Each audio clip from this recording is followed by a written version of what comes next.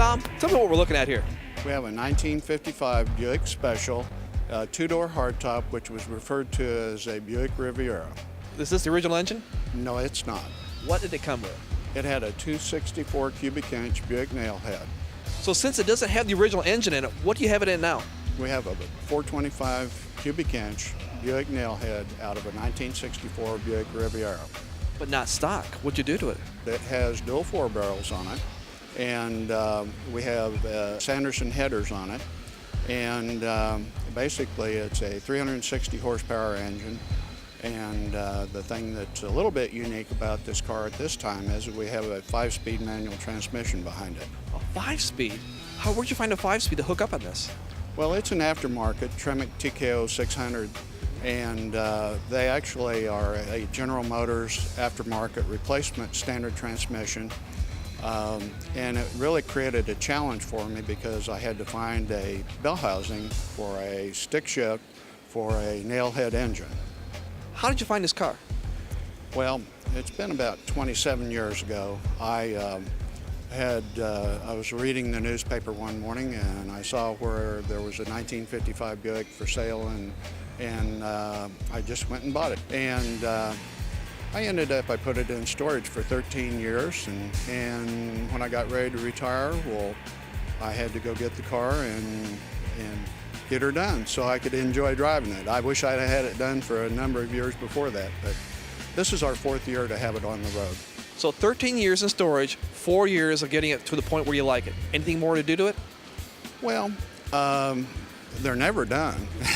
You know, we've been working on them on the car the last 4 years. You know, when you put all the things together that we've got, things like fuel, had to go from mechanical fuel pump to an electric fuel pump, and just various little things that we've had to work on. The taillights on this are not stock. Where are they from? They're off of a 1956 Packard Clipper, and we didn't have the original taillight bezels that we could use on the car, so we decided we'd French them in. And the one thing that is unique about it is that they never in the past would put the backup lights in them. And so I think we have a very unique product here. It's probably a one-off right now. And they're very great looking. I mean, it looks really good on that car. What else is so unique about this car that you wish people would notice more?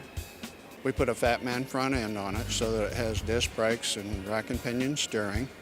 And with the Fat Man front end, that lowers it somewhat. Interior, though, is not stock either.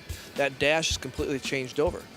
What prompted you to change to a more modern dash than keeping the original dash in there? We took new instrumentation so that we could have a tachometer in it. And then if you've ever seen the original 55 Buick dash, it had had 4 different slots where the air and the heating and all that was controlled by knobs that ran up and down on the dash. Well, we filled all those holes in, and because we put a vintage air system in it, and we took the original radio out and put the vintage air controls where the radio was.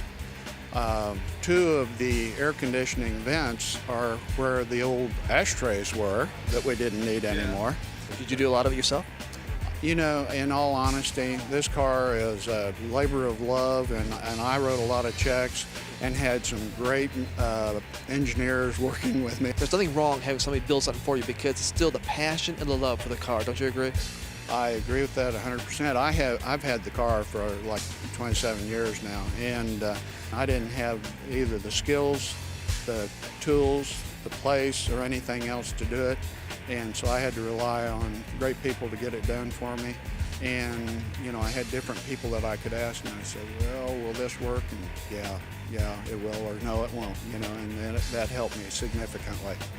That's great, Tom. Thank you so much for letting us take a look at your car.